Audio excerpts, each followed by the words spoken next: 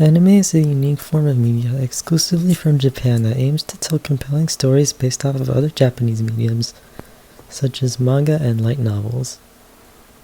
Anime isn't my main go-to for entertainment, but it has managed to keep me hooked in the past. I've been watching anime since around 2023, and I've seen mostly good shows that I've had a good time with. I have almost nothing bad to say about the shows that I've seen, and I'd just like to talk about it for a bit. This is my experience with anime.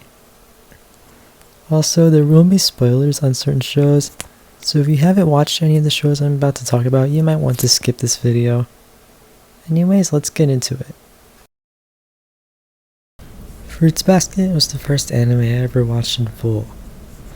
I've only seen season 1, but I have seen spoilers for future seasons, and I'm already familiar with the story, so I'd say I'm at least somewhat knowledgeable on this show. To summarize, the main protagonist is an orphan named Toru Honda, who is a bright and cheerful young woman who is optimistic and sees the best in everyone except herself. She works as a janitor in an office building, and she lives in a tent by herself until she gets discovered by the Soma clan, who kindly decide to take her in and let her live with them at the cost of doing chores, which for Toru isn't much for her. What she doesn't know is that the Soma clan is cursed by the spirits of the Chinese zodiac, and when embraced or overwhelmed with emotion, turn into their spirit animal. And this secret is what causes the Soma clan to live under so much pressure and to be as closed off to other people as possible.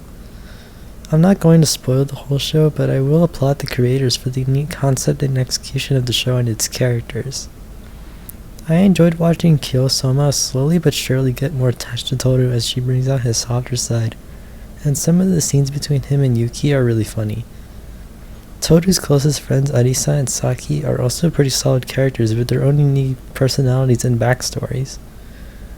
One important detail of the show is that Toru's mother is deceased, and she was the person who gave Toru most of the wisdom that she has. Toru's mother, named Kyoko, was also once a delinquent who worked alongside Arisa and became friends with Toru. At times, Fruits Basket can be really funny but also dramatic when it needs to be, and I like that about the show. There's a lot I haven't mentioned yet, but I still have other shows to talk about, so we're going to move on. Hyoka is based off of the Classic Literature Club, and our protagonist, Oraki Hotaro, is one of the most relatable protagonists I've ever seen. Hotaro is a self-proclaimed energy conservationist, whose motto goes as follows: if I have to do something, make it quick. If I don't have to do it, I won't. It sounds reasonable in theory, but you have to realize that you can't save your energy forever. His sister Tomoe makes him join the Classic Literature Club at his high school so the club can stay alive. There he meets Eru Chitana, who has a knack for always getting Hotaro involved in school activities. She's one of the most liked characters in anime. They manage to get their friends Satoshi and Mayaka to join the club, and they become the 4 main characters of the show.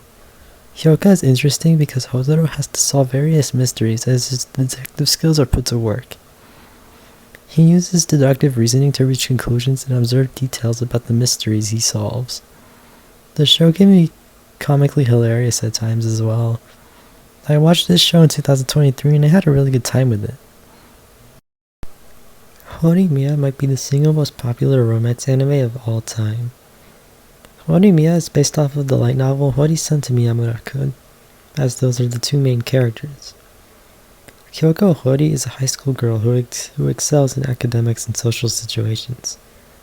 She takes care of the chores in her house and looks after her little brother Sota.